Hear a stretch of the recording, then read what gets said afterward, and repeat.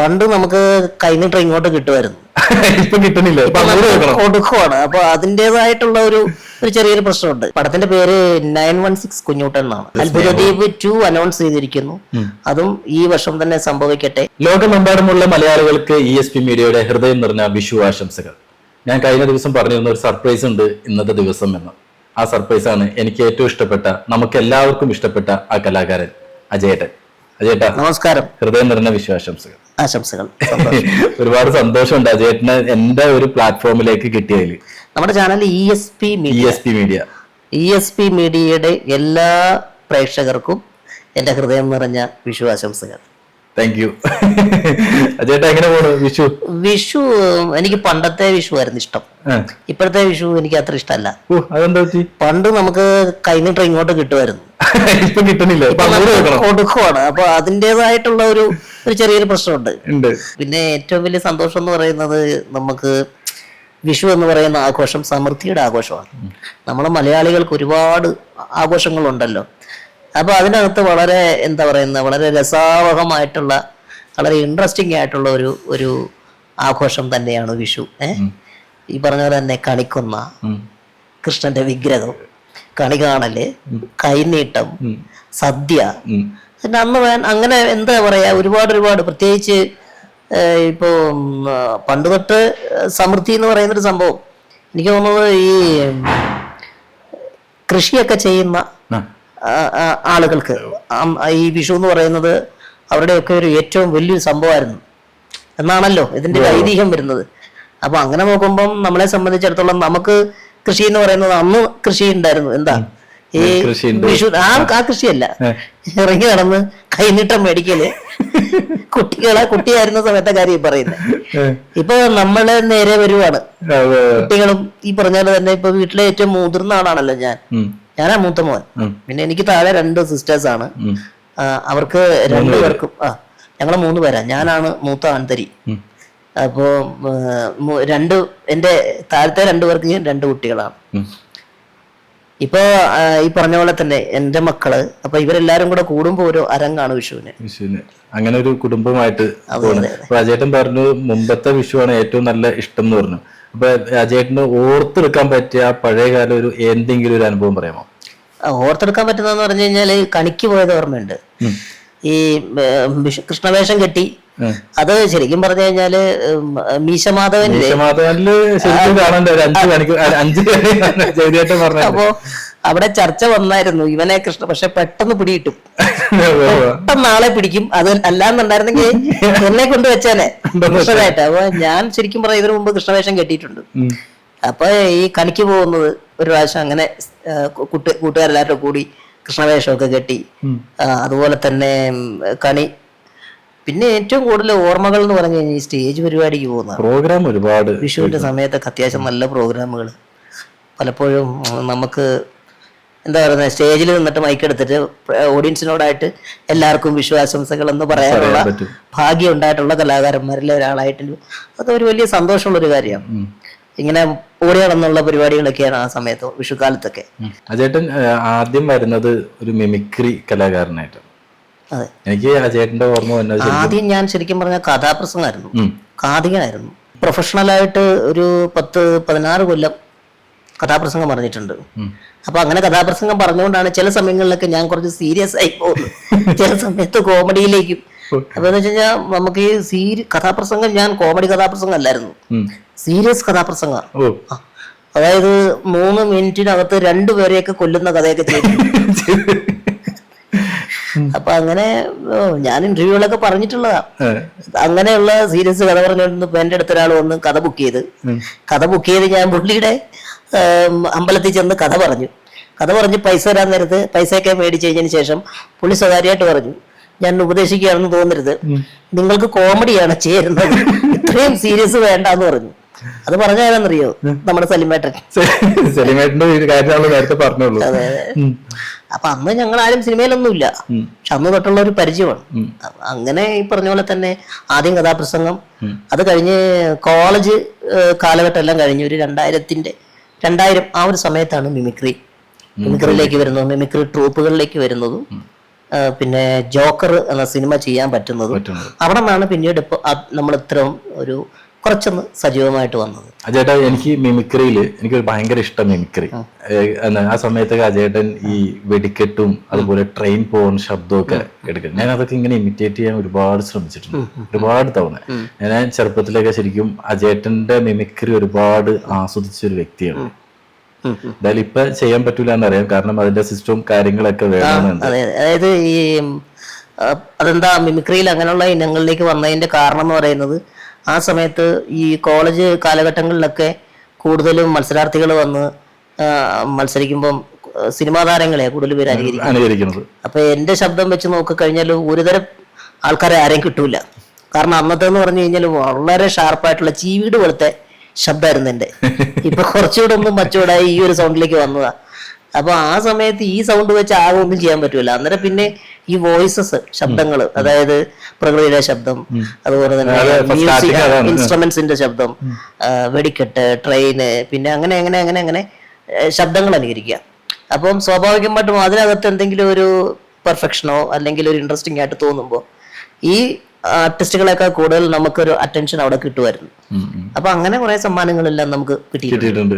ഒരുപാട് പേര് ആ മിമിക്രിയിലൂടെ പിന്നെ ഒരുപാട് സ്റ്റേജ് പ്രോഗ്രാമുകൾ, ഗൾഫ് ഷോകൾ ഒക്കെ ഒരുപാട് ചെയ്തിട്ടുണ്ട്. ഞാൻ ഈ അനുകരണം ഉള്ള നിലയിലല്ല ശരിക്കും പറഞ്ഞാൽ ഞാൻ ഈ മിമിക്രിയിൽ സജീവമാകുന്നത്. കാരണം ആ സമയത്ത് ഒരുപാട് സ്കിറ്റ് കാരണം അതിന്റെ ബാഗ് ഒക്കെ കൊണ്ടുവന്ന് നോക്കാൻ നേരത്തെ അതിന്റെ സിബൊക്കെ തന്നെ തുറന്നു വന്ന് ഇറങ്ങി വരുന്ന സംഭവം.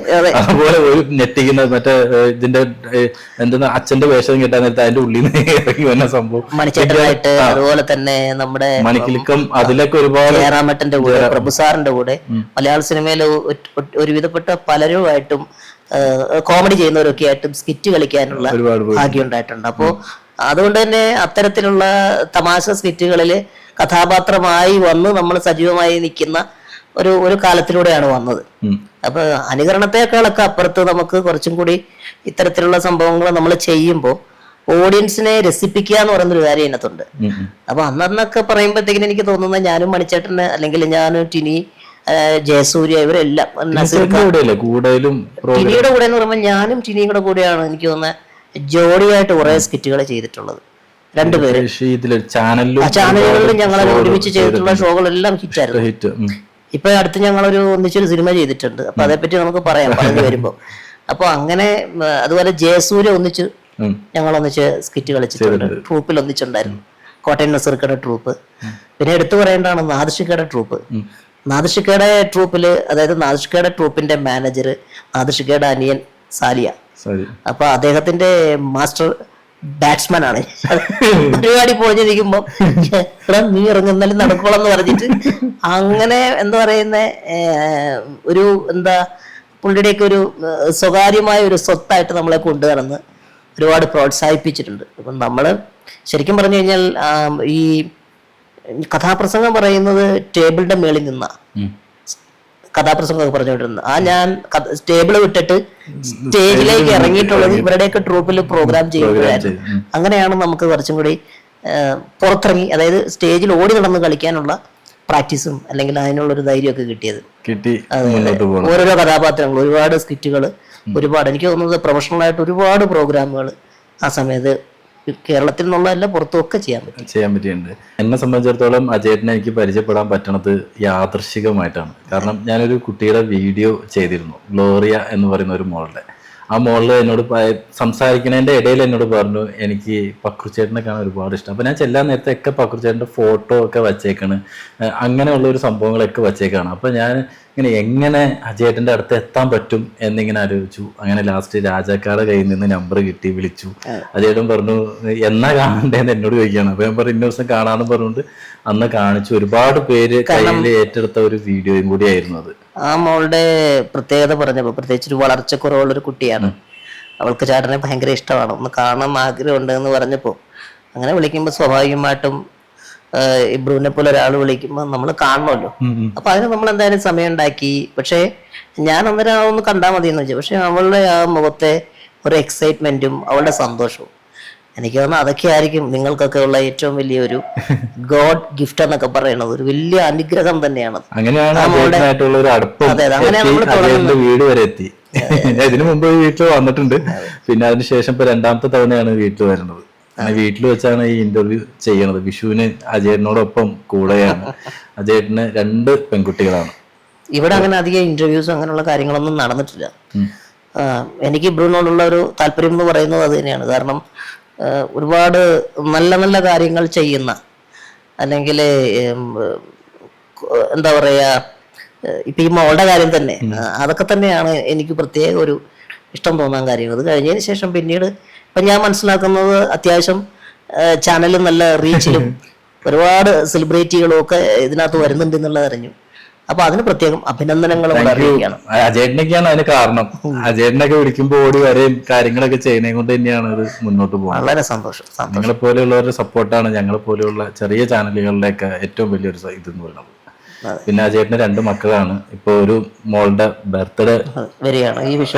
അവളുടെ രണ്ടാമത്തെ പെരുന്നാള് കഴിഞ്ഞിപ്പം അവളുടെ രണ്ടാമത്തെ വിഷു എന്ന് വെച്ച് കഴിഞ്ഞാൽ ഈ കണി കാണുന്നതിനകത്തൊക്കെ എന്തെങ്കിലും ഇച്ചിരി ഒരു കൗതുകത്തോടെ കാണുന്ന ഒരു, എനിക്ക് തോന്നുന്നത് കുറച്ചുകൂടെ ഒക്കെ ഒരു തിരിച്ചറിവായിട്ടിരിക്കുന്ന സമയത്തുള്ള, അപ്പൊ അവൾക്ക് ഇതെല്ലാം ഭയങ്കര കൗതുകമാണ്. ഈ കണി കാണല്, കണിയൊരുക്കല്, ഇതൊക്കെ. എനിക്ക് ഇപ്പൊ അജയേട്ടന്റെ പടം റിലീസ് ആവാൻ പറയുന്നുണ്ട്. എനിക്ക് ആ പടത്തിനെ കുറിച്ച് എനിക്കൊന്ന് അറിയണം. പടത്തിന്റെ പേര് 916 കുഞ്ഞൂട്ടൻ എന്നാണ്. എനിക്ക് തോന്നുന്നത് ഒരു 2 വർഷമായി. അതായത് ഇളയരാജയും ഫ്രാൻസിസിനും ശേഷം വരുന്ന എൻ്റെ ഞാനൊരു പ്രധാന വേഷത്തിൽ വരുന്ന ഒരു സിനിമയാണ് 916 കുഞ്ഞൂട്ടൻ. അതിനകത്തൊരു 10 കുറേ നല്ല താരനിരയൊക്കെ ഉണ്ട്. ഒരുപാട് താരങ്ങളും ഉണ്ട്. അതിനകത്ത് ടിനിറ്റോം, പിന്നെ ഷാജു, നോബി, കോട്ടയം രമേശ്, ഇങ്ങനെ കുറേ, അതുപോലെ ഡയാന, നമ്മുടെ TG രവിച്ചേട്ടൻ, കുറേ ആർട്ടിസ്റ്റുകളുണ്ട്. അപ്പൊ ഈ ലൈനപ്പ് കേൾക്കുമ്പോൾ ഇതൊരു കോമഡി പടമായിരിക്കും എന്ന് ചിന്തിക്കും. കോമഡിയും ഉണ്ട് എന്നുള്ളതേ ഉള്ളൂ. വളരെ പ്രത്യേകതയുള്ള, വളരെ ഇൻട്രസ്റ്റിംഗ് ആയിട്ടുള്ള ഒരു കൊച്ചു സിനിമയായിരിക്കും. അതെ, അതെല്ലാവരും ഈ വിഷു എല്ലാം കഴിഞ്ഞതിന് ശേഷം ആ പടം 916 കുഞ്ഞൂട്ടൻ തിയേറ്ററിൽ വരുമ്പോൾ നിങ്ങളെല്ലാവരും കുടുംബസമേതം കാണണം. കാരണം ഈ വല്ലപ്പോഴും ഒക്കെ ആയിരിക്കും നമ്മുടെ പടങ്ങളുടെ റിലീസൊക്കെ വരുന്നത്. അപ്പോൾ നിങ്ങളുടെയൊക്കെ ഒരു വലിയ സപ്പോർട്ട് തീർച്ചയായിട്ടും ഒരുപാട് വലിയ കാര്യമായിട്ട് കരുതുന്ന ഒരാളാണ് ഞാൻ. കാരണം എന്താന്ന് വെച്ച് കഴിഞ്ഞാല് സോഷ്യൽ മീഡിയ ആണല്ലോ ഏറ്റവും കൂടുതൽ വളർത്താനും താഴ്ത്തി കളയാനും. അല്ല, സോഷ്യൽ മീഡിയയിൽ എപ്പോഴും, സോഷ്യൽ മീഡിയ എന്നുള്ളതല്ല, ഇരിക്കുന്ന പ്രേക്ഷകർ എന്ന് പറയുന്നത് അവരുടെ ഒരു പിന്തുണയാണ് നമുക്ക് ഏറ്റവും വലിയൊരു കരുത്തെന്ന് പറയുന്നത്. പണ്ട് തൊട്ട് സ്കൂൾ യുവജനോത്സവം തൊട്ടിട്ട് ഇങ്ങോട്ടുള്ള നമ്മുടെ ഞാനെന്ന കലാകാരന്റെ പിന്നിലുള്ള ഏറ്റവും വലിയ, എനിക്ക് മുന്നോട്ട് നടക്കാനുള്ള പ്രേരക ശക്തി അവരുടെ ഒരു പ്രോത്സാഹനമാണ്. അതെ അതെ. അവരുടെ സപ്പോർട്ടും അത്ഭുതദ്വീപ് 2 അനൗൺസ് ചെയ്തിരിക്കുന്നു. അതും ഈ വർഷം തന്നെ സംഭവിക്കട്ടെ. അതിന്റെയും അണിയറ പ്രവർത്തനങ്ങൾ നടന്നുകൊണ്ടിരിക്കുകയാണ്. അതെ അതെ. അത്ഭുതദ്വീപ് ശരിക്കും പറഞ്ഞാൽ അന്നും ഭയങ്കര ഹിറ്റ് ആയിട്ടുള്ള ഒരു പടമായിരുന്നു. പൃഥ്വിയേട്ടനൊക്കെ ഉള്ളതാണ്. അപ്പൊ എന്താണെങ്കിലും അതിന്റെ 2 ഭയങ്കര അതിനേക്കാളും ഗംഭീരമാവും. അങ്ങനെ ആവട്ടെ, അങ്ങനെ സംഭവിക്കട്ടെ. സിനിമ തന്നെ ഈ പറഞ്ഞ പോലെ തന്നെ ഒരു വലിയ ക്യാൻവാസിൽ ചെയ്യണം എന്നുള്ളൊരു ആഗ്രഹമാണ് എനിക്കുള്ളതെന്നാണ് വിനയൻ സാർ പറഞ്ഞത്. അപ്പൊ അതിന്റെ മുന്നൊരുക്കങ്ങൾ കുറച്ച് കൂടുതലായിട്ട് അതിന് വേണ്ടി വരും. അപ്പൊ അതിന്റെ തമിഴ് സിനിമയിൽ പോയപ്പോ ഉണ്ടായ അനുഭവം എന്തെങ്കിലും ഒന്ന് പറയാമോ? ഒരു മലയാള സിനിമയും തമിഴ് സിനിമയും തമ്മിൽ അങ്ങനെ എന്തെങ്കിലും വ്യത്യാസങ്ങൾ എന്തെങ്കിലും അനുഭവം? വ്യത്യാസങ്ങളുണ്ട്. കാരണം രീതികൾ തമ്മിൽ ഒത്തിരി വ്യത്യാസം ഉണ്ടല്ലോ. ഇപ്പൊ ഈ സിനിമയിലൊക്കെ ഉള്ള ആൾക്കാര് പറയില്ലേ, എനിക്ക് മലയാളത്തെക്കാൾ കൂടുതൽ നല്ലത് തമിഴാണ്, അല്ലെങ്കിൽ തമിഴിൽ കുറെ ക്യാഷ് കൂടുതൽ കിട്ടും, ട്രീറ്റ്മെന്റ് ഭയങ്കരമായിരിക്കും, അങ്ങനെ അങ്ങ് ഒരു ഇതിലല്ല. നമ്മളിപ്പോ ഈ പറഞ്ഞ പോലെ തന്നെ രീതികളുടെ വ്യത്യാസമായിട്ട് എനിക്ക് തോന്നിയിട്ടുള്ളൂ. എനിക്ക് തോന്നിയത് ഏറ്റവും കൂടുതൽ ഞാൻ കംഫർട്ടബിൾ ആയിട്ട്, ഞാനെന്ന കലാകാരൻ കംഫർട്ടബിൾ ആയിട്ട് നിൽക്കുന്നത് എനിക്ക് തോന്നുന്നു മലയാളത്തിൽ തന്നെയാണ്. കാരണം എനിക്ക് തോന്നിയത് 2005 ആദ്യത്തെ തമിഴ് പടം ചെയ്യുന്നത്, ഡിഷു എന്ന് പറഞ്ഞ പടം. ആ പടം കഴിഞ്ഞതിന് ശേഷം സ്റ്റേറ്റ് അവാർഡൊക്കെ കിട്ടി. അത് കഴിഞ്ഞതിന് ശേഷം ഒരുപാട് സിനിമകൾക്ക് എനിക്ക് അവസരം കിട്ടിയായിരുന്നു. പക്ഷെ അതിനകത്തുനിന്ന് കുഴപ്പമില്ല, നല്ലതായിരിക്കും എന്ന് തോന്നിയ ഒരുപിടി കഥാപാത്രങ്ങൾ എനിക്ക് ചെയ്യാനും പറ്റി.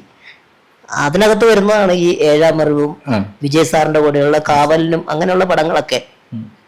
ചിലപ്പോൾ ഞാൻ തമിഴ്നാട്ടിൽ പോയി നിന്നിരുന്നെങ്കിൽ കുറച്ചും കൂടി സിനിമകൾ എനിക്ക് ചെയ്യാമായിരുന്നു. പക്ഷെ അത് വിട്ടിട്ട് മലയാളം എൻ്റെ അമ്മ പറഞ്ഞിട്ട് മുറുകെ നമ്മളെ പിടിച്ചിരിക്കുകയാണ്. ബോഡി ഗാർഡിൽ വരുന്ന സീനൊക്കെ നല്ല രസമാണ് വരുന്നത്. അത് കാവലൻ എന്ന് പറഞ്ഞ വിജയ് സാറാ തമിഴിൽ ചെയ്തത്.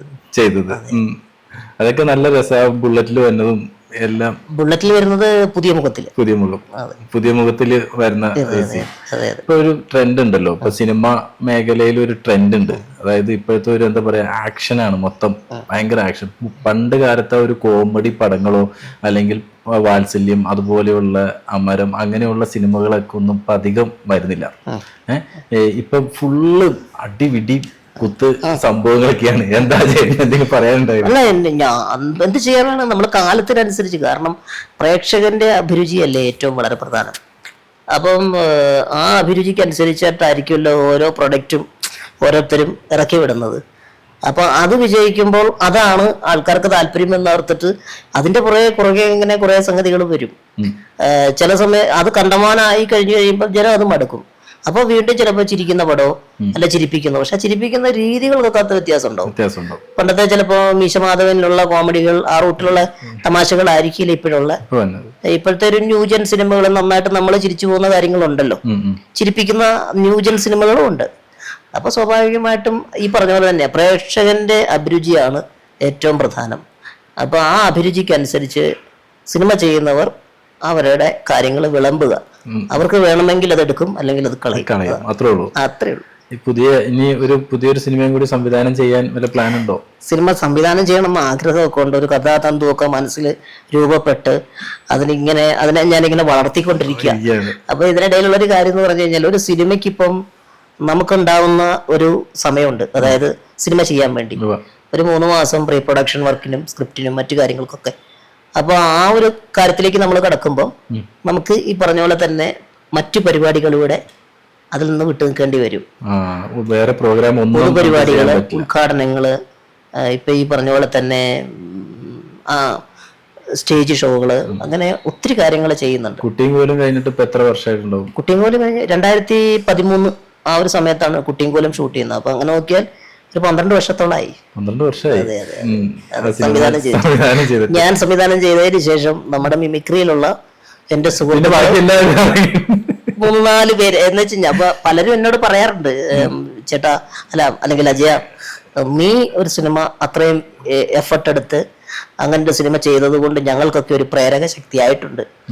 കാരണം നിനക്കിത് ഷൂട്ട് ചെയ്ത് തിയേറ്ററിൽ എത്തിക്കാമെങ്കിൽ അതാണോ ഞങ്ങളുടെയൊക്കെ ഒരു ധൈര്യം എന്ന് പറഞ്ഞിട്ട് അങ്ങനെയും അതും വളരെ വലിയൊരു സന്തോഷമുള്ള ഒരു കാര്യം. നമുക്ക് മറ്റുള്ളവർക്കൊരു പ്രചോദനം ആകുക എന്നൊക്കെ പറയുന്നത് നമ്മുടെ ചില ചെയ്തികൾ, അല്ലെ നമ്മുടെ ചില ചെയ്ത്തെന്ന് പറയുന്നത്. ചേട്ടാ, ഇപ്പൊ ലാസ്റ്റ് ഇറങ്ങിയ ഒരു തമിഴ് പടമുണ്ട്, അഗത്യ. അർജുൻ. അത് ഡിഷുമിന് ശേഷം ജീവയായിട്ട് ഒരുമിച്ച് വീണ്ടും 1-2 സീനുകളിൽ അഭിനയിക്കാനുള്ള ഒരു ഭാഗ്യം ഉണ്ടായ സിനിമയാണ്. അർജുൻ സാറും ഉണ്ട്.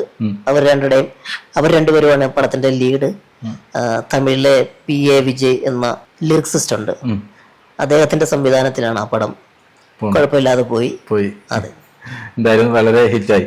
കുഴപ്പമില്ലാതെ പോയത്. ചേട്ടാ, ഈ 916 കുഞ്ഞൂട്ടൻ വരാൻ പോവാണ്. അപ്പൊ ഇത് കൂടാതെ വേറെ ഏതെങ്കിലും പടം കൂടി ഉണ്ടോ?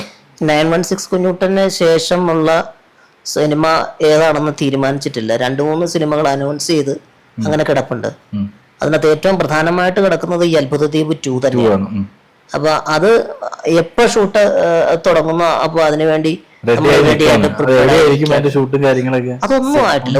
ആ സിനിമയെ പറ്റി ഒരു ധാരണയുമായിട്ടില്ല. അതിന്റെ സ്ക്രിപ്റ്റ് അഭിലാഷ് പിള്ളയാണ്. അതിന്റെ നായകനായിട്ട് വരുന്നത് ഉണ്ണി മുകുന്ദനാണ്.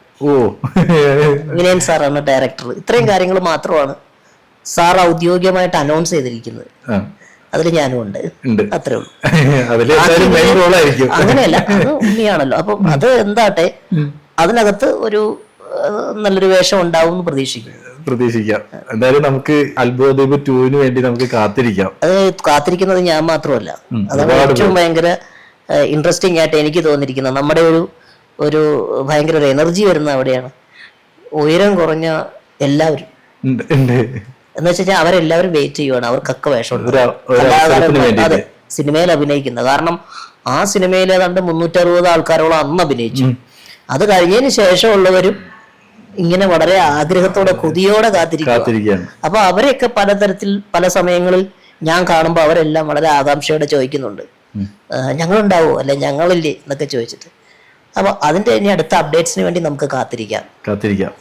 എന്താണെങ്കിലും ഈ വിഷുവിന് ചേട്ടന്റെ വീട്ടിൽ വരാൻ പറ്റി, കുറച്ച് കാര്യങ്ങളൊക്കെ സംസാരിക്കാൻ പറ്റി, കുറെ കാര്യങ്ങളൊക്കെ നോട്ട് ചെയ്ത് വന്നു. അതൊന്നും ഞാൻ ഇനി ചോദിക്കാനുള്ള, കാരണം ഞാൻ എല്ലാം മറന്നു പോണേയല്ല.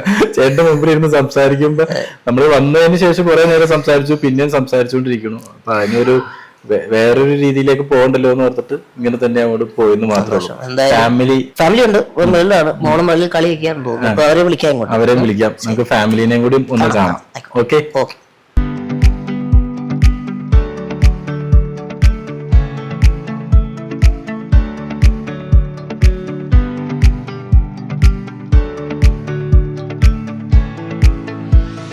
അപ്പൊ അജയേട്ടന്റെ കുടുംബം ആദ്യമായിട്ടാണോ ഇങ്ങനെ ഒരു ചാനൽ വരുന്നത്?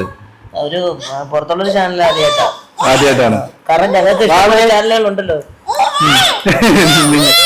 മോൾക്കില്ല ഒരു ചാനല്, മോൾക്കുണ്ട്. ഗായത്രിക്ക് ഇപ്പൊ പുതിയതായിട്ടൊരു ചാനൽ തുടങ്ങിയിട്ടുണ്ട്. ഭയങ്കര വ്യൂ ആയിരിക്കും. പുള്ളിക്കാരി നേരത്തെ എന്റെ ഇന്റർവ്യൂകളിലൊന്നും സംസാരിക്കില്ല, ഇപ്പോഴാണ് ഇപ്പൊ സ്വന്തമായിട്ട് സംസാരിച്ച് ചാനല് വളരെ ഗായത്രി കണ്ടോ, പ്രൊമോഷൻ കണ്ടോ? ഓക്കെ. ഗായത്രി അജയ് എന്നാണ് ചാനലിന്റെ പേര്. എന്താണ് അതിന്റെ കണ്ടന്റ് സംഭവങ്ങളൊക്കെ? പ്രത്യേകിച്ച് കണ്ടന്റ് ഒന്നുമില്ല, കിട്ടുന്ന കണ്ടന്റുകൾ എടുത്തിടും. ഏണ്ട് നല്ല ഇതില് പോണ്ട, കണ്ട വഴിക്ക് പോവാന്ന് കേട്ടിട്ടില്ല, അതാണ് കണ്ടന്റ്. മോൾക്കുണ്ടല്ലോ ചാനല്? ഇല്ല, എനിക്ക് ചാനലല്ല, യൂട്യൂബ് ചാനലല്ല. ഞാൻ ഇവരുടെ ചാനലിലൊക്കെ ക്യാമറമാൻ എല്ലാം ആണ്. എനിക്ക് വണ്ടികളോട് ഭയങ്കര ഇഷ്ടമാണെന്ന് തോന്നുന്നല്ലേ. ഇവളുടെ ചാനലിന്റെ ക്യാമറാമാനും എഡിറ്ററും ഒക്കെ ഇവിടെ അങ്ങനെയാണ് പോണത്. മോൾക്ക് എന്തോ വണ്ടികളോടൊക്കെ ഭയങ്കര ഇഷ്ടമല്ലേ? എന്താണ് അങ്ങനെ ഒരു? അറിയില്ല, കാറിനോടൊക്കെ ഭയങ്കര ഇഷ്ടമാണ്, ഭയങ്കര ഇഷ്ടമാണ് കാറുകളൊക്കെ ഇഷ്ടം. പിന്നെ 18 വയസ്സാവാൻ ഇങ്ങനെ വെയിറ്റ് ചെയ്യുക, ലൈസൻസിന് വേണ്ടി വെയിറ്റ് ചെയ്തിരിക്കുകയാണ്. ലൈസൻസ് ഒക്കെ എടുത്ത് കൊടുക്കൂലേ? ഒരു വണ്ടി പുതിയതായിട്ട് കൊടുക്കും. പിന്നെ വണ്ടിയുടെ കാര്യത്തിൽ ഓക്കെ ഉണ്ടോ? പുതിയ വണ്ടി എടുത്തു തരാന്ന് പറഞ്ഞിട്ട്. എങ്ങനെയുണ്ട് ചേച്ചി, എന്താ വിശേഷങ്ങൾ? വിഷു ആയിട്ടൊക്കെ ഉള്ള ഒരു പ്രത്യേക ചെറുപ്പത്തിൽ ആ വിഷു കഴിഞ്ഞിട്ടൊക്കെ കിട്ടാറുണ്ട്. ചേട്ടൻ്റെ കൂടെ വന്നതിന് ശേഷമാണ് വിഷു നല്ല രീതിയിൽ ആഘോഷിച്ചു തുടങ്ങിയത്. അതെ, ചെറുപ്പത്തില് അമ്മ ഇങ്ങനെ കണിയൊക്കെ വെക്കും, അങ്ങനെ കാണും. പിന്നെ ചേട്ടനാണ് കഴിഞ്ഞിട്ടൊക്കെ തന്നു തുടങ്ങി. ഇപ്പൊ നല്ല രീതിയിൽ പോകുന്നു. മോളുടെ രണ്ടാമത്തെ വിഷുവാണ്. മോള് ഇങ്ങനെ ഓടി നടക്കാണ്, ഇങ്ങനെ ക്യാമറയും ഇതൊക്കെ കണ്ടിട്ട് എല്ലാം ഇങ്ങനെ പിടിച്ചു വലിക്കാൻ വേണ്ടി നടക്കാണ്. ആണോ? ഒരുവിധപ്പെട്ട ഷൂട്ട് എല്ലാം കൊളാക്കുക എന്നുള്ളതാണ് ലക്ഷ്യം. അതായത് ചാനൽ ഷൂട്ട് എന്നൊക്കെ പറഞ്ഞു കഴിഞ്ഞാല് ഇവിടെ കാരണം തന്നെ ഷെഡ്യൂൾ ഇട്ടിട്ടാണ് ഒരു വീഡിയോ പോലും എടുക്കുന്നത്. കാരണം ഇവിടെ അടങ്ങിയിരിക്കില്ല, പിന്നെ കുറച്ച് സമയം ഉറങ്ങുള്ളൂ, പെട്ടെന്ന് എണീക്കും. പിന്നെ ഇവളുടെ കൂടെ തന്നെ ഇങ്ങനെ നടക്കണം. ഒരാളെന്തായാലും കൂടെ തന്നെ നിക്കണം. ഇങ്ങനെ പൂച്ചയ്ക്ക് തരാമോ? പൂച്ചനെ തരുമോ? ഡാൻസ് ഒക്കെ ഉണ്ട്. അടിപൊളിയാണ്. ഡാൻസ് കളിച്ചേ, ഒന്ന് ഡാൻസ് കളിച്ചേ, ഒരു ഡാൻസ് കളിച്ചേ. ആ, എന്താണ് ക്യാമറയിൽ പറയുന്നത്? എന്താ നോക്കി, എന്താ പറയണത് ക്യാമറയില്? ഒരു ഹായ് പറഞ്ഞേ, ഒരു ഹായ് കൊടുത്തേ, ഒരു ടാറ്റ കൊടുത്തേ, ടാറ്റ. ഹായ്. പേര് പറ. പൂച്ച എന്താണ്? പൂച്ച കരയോ? പൂച്ച കരയണ്ടല്ലോ. എന്നിട്ട് ഇനി എന്താണ് ഫ്യൂച്ചർ? എങ്ങനെയാണ് വിഷു കഴിഞ്ഞിട്ട് ഇനി എന്തെങ്കിലും നിങ്ങളുടെ ചാനലിന്റെ വക എന്തെങ്കിലും ഒക്കെ ഉണ്ടോ പുതിയതായിട്ട്? അങ്ങനെ ചേട്ടൻ അങ്ങനെ ചാനലൊന്നും വരാറില്ല. ചേട്ടൻ ഷൂട്ടും കാര്യങ്ങളൊക്കെ ആയിട്ട് അങ്ങനെ മുമ്പോട്ട് പോകും. ഞങ്ങൾ ചുമ്മാ ഇങ്ങനെ വീട്ടിലിരിക്കുമ്പോൾ ചെറുതായിട്ടൊരു എന്റർടൈൻമെന്റ് ഉള്ള രീതി ചെയ്യുന്നെന്ന് മാത്രമേ ഉള്ളൂ. അപ്പൊ മോളുടെ എക്സാം ഒക്കെ കഴിഞ്ഞ് കഴിയുമ്പോൾ അവളും കുറച്ച് ഫ്രീ ആവുമല്ലോ. ഞാൻ വേണ്ടെന്ന് അറിയില്ല, എല്ലാം പ്രോത്സാഹിപ്പിക്കാം. അവരുടെ ഇഷ്ടം, കാരണം ബോറടിച്ചിരിക്കണ്ട, അവരവരുടേതായ കാര്യങ്ങളൊക്കെ ചെയ്യട്ടെ എന്നൊക്കെയുള്ള രീതിയിൽ ഇങ്ങനെ പോകണം. ഓക്കെ. അപ്പൊ എന്തെങ്കിലും ചാനലിന് വേണ്ടിട്ട് സപ്പോർട്ടിന് എന്തെങ്കിലും ആവശ്യമുണ്ടെങ്കിൽ വിളിക്കാം. എനിക്കും ഇങ്ങനെ എന്തെങ്കിലും ഒക്കെ സംശയം വരുമ്പോൾ ഞാൻ മറ്റുള്ളവരോട് ചോദിച്ചിട്ടൊക്കെയാണ് ഞാൻ ചെയ്യാറ്. അപ്പൊ അതായത് എന്താണ് ഒരുപാട് സന്തോഷം ഈ ഒരു ഫാമിലിയോടൊപ്പം ഈ വിഷു ആഘോഷിക്കാൻ പറ്റിയതിൽ. എന്താണ് പ്രേക്ഷകരോട് പറയാനുള്ളത്? ഒരുപാട് സന്തോഷം. പ്രേക്ഷകരോട് പറയാനുള്ളത്, എല്ലാ പ്രേക്ഷകർക്കും എന്റെയും എന്റെ കുടുംബത്തിന്റെയും ഹൃദയം നിറഞ്ഞ വിഷു ആശംസകൾ ഒരിക്കൽ കൂടി അറിയിക്കുന്നു. അപ്പൊ എന്താണെങ്കിലും ഈ വീഡിയോ നിങ്ങൾക്ക് ഇഷ്ടപ്പെട്ടെങ്കിൽ തീർച്ചയായിട്ടും സപ്പോർട്ട് ചെയ്യുക, ഞങ്ങൾക്ക് വേണ്ടി പ്രാർത്ഥിക്കുക. തൽക്കാലം ഇവിടെ പറയുന്നു, നിങ്ങളുടെ സ്വന്തം ഇബ്രു.